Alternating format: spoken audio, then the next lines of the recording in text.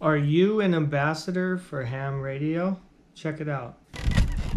What you got going on with all your equipment here? It's Ham Radio. How are you? Good. Do you mind explaining it one more time? Sure. Oh. Hey, this is JKQ4DUX with yet another Ham Radio video.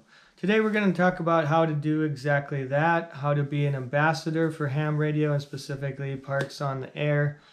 Not just someone out there having fun, but somebody that will explain the hobby, make it look good because we love it. We want other people to love it as well. So here are a couple of things that I like to do. I was recently at an activation where I got to speak with a lot of people. A lot of times I'm way out in the woods somewhere by myself and don't see anyone. But it is important that we put on a good face for our hobby and certainly not make it look bad and give people a negative opinion. But here are some things to think about. Number one easy thing you can do, get some type of name tag, whether it's something like this you can clip on, a lanyard. Some people have nice embroidered shirts, hat. Somebody that identifies you, they'll see your name, they'll see your call sign. They may not know what that is, but that gives you an opportunity to explain it about that. Another thing to do is if you're doing Parks on the Air or summits or whatever, something like this that identifies what it is. And oftentimes I'll say that I'm participating in a program called Parks on the Air. And when you say you're participating in a program, well, that could mean a lot of different things, but that gives them headed in a positive direction of that you're out there doing something in nature and you're participating with other people. It's a program, it's organized. One thing you don't want to do is be very haphazard and disorganized, which brings up a point with your gear and your site wherever you set up. Make sure you're an organized and professional looking and clean as possible. That will also give it a much more positive appearance to everyone.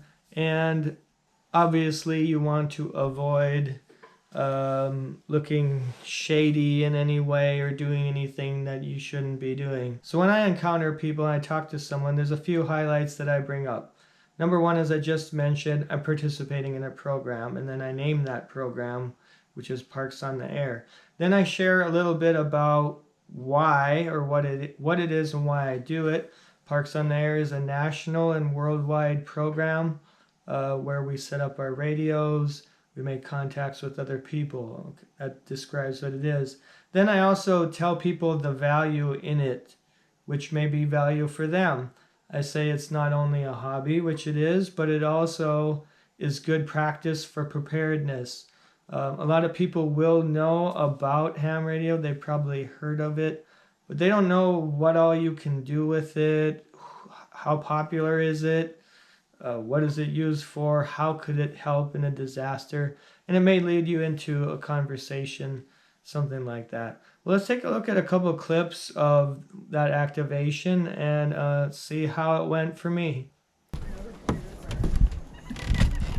What you got going on with all your equipment here? It's Ham Radio.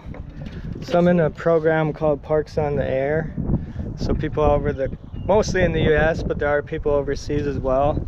And we set up our radios and see how many people we can contact. And it's a hobby, but it's also good, like preparedness. You know, if everything went down, we'd be used to setting up for a disaster or something.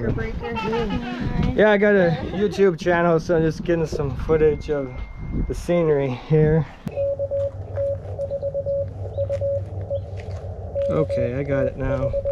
What are you this is amateur radio, ham radio, so I'm part of a national program, and it's a hobby, but it's also training for like a disaster if we have to communicate with no power and no cell phones and stuff like that. Okay. Where's your solar generator? Little battery. That's all I'm using. Thanks. How are you? Good. Do you mind explaining it one more time? Sure. Oh, good. I'm about to shut down here anyway, so I'm not in a rush. But Oh yeah, so I'm a ham radio operator, or amateur radio, and this is a program called Parks on the Air, and it's worldwide. It's mostly in America, but there are people overseas. But it started out as National Parks on the Air, and it was such a hit. Everyone wanted to keep doing it. It was like a one-year thing, but everybody loved it so much because they like being out in the outdoors and enjoying your hobby. Plus it's good practice for, you know, disasters and emergencies and stuff like that. So I've been doing this, it'll be a year in June. So I mean, I'll do voice contacts and Morse code and is this your spot, like, or you go a lot of other places? no, I'm vacationing here. I'm from South Alabama, so I do a lot around home area, but brought my gear with and thought it'd be fun to try it somewhere else. So it's interesting to see how different people will respond, whether different age groups or the setting that you're in. A lot of people have heard about ham radio, but they don't necessarily know what they do, and some conversations may develop into a lengthy conversation, and some people are like, oh, okay. So here's a couple other things that I'd like to bring up. One thing you want to take a look at is your location. My mindset when I go out and I'm setting up is to put others first and to respect nature. So I want to put others first by wherever I'm setting up.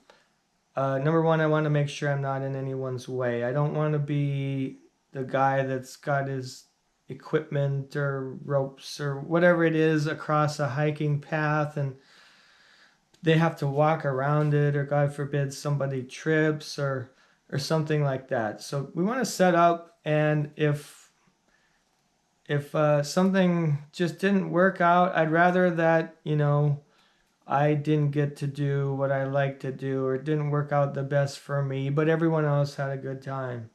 That way I'm not offending anybody. I'm not putting a bad name on myself, on ham radio, on Parks on the Air. And always be concerned about safety items, as I just mentioned, tripping hazards, use high visibility stuff. Make sure nobody can touch anything and get an RF burn or whatever else like that.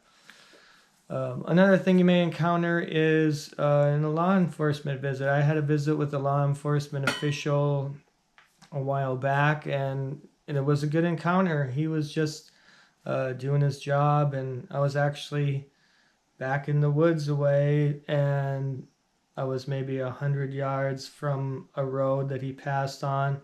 And he could see me there, but he couldn't see me well enough to see what I was doing. Some dude in a van out there doing something. Well, maybe it should be checked out. So he came up. He was very polite, and we got into a nice conversation about ham radio. And he actually said, "Are you that guy on YouTube that's been filming stuff in the national forest? So you never know who's out there watching you." So it may be a good idea to jot down, maybe rehearse it once or twice with a friend, loved one, or whatever, and say, you know, I just want to work on explaining what ham radio is, or explaining what Parks on the Air is, just to be able to do it in a concise way that will take 30 seconds to a minute. And it's just much like a lot of things in business and professional life. You want to have your 30, 45-second elevator speech, and then you want to be able to take it into 2 or 3 minutes, and then, you know, you can talk at length if you want to do that as well. But to wrap up, I think it's very important as ham radio operators that we are ambassadors, that we're not just people out there concerned about me. I want to have fun at the expense of other people or anything like that. We love our hobby. We think it's valuable. We enjoy it. We want to bring other people in. So let's work on making it look as good as possible by being polite, being respectful, and then, so as far as respecting nature, always leave it better than you found it. Tread lightly. Don't leave anything behind. Pick up if you see trash that other people weren't as considerate. you can take care of that. It's not a big deal. I hope you found value in this video. I am going to do a few more on what I would call ambassadors. There have been people along the way who have gone the extra mile and really encouraged me, or I've seen them really encourage other people. And I want to highlight that. There's lots of videos out there about sad hams, and I can't believe he said that, and this fight with this. I don't want to talk about that. I want to talk about all the good things that are happening, and I think you should too. So let's look forward to that coming soon. Thanks for watching yet another ham radio video. This is JKQ4DUX, and I hope to see you on the air soon. 7-3.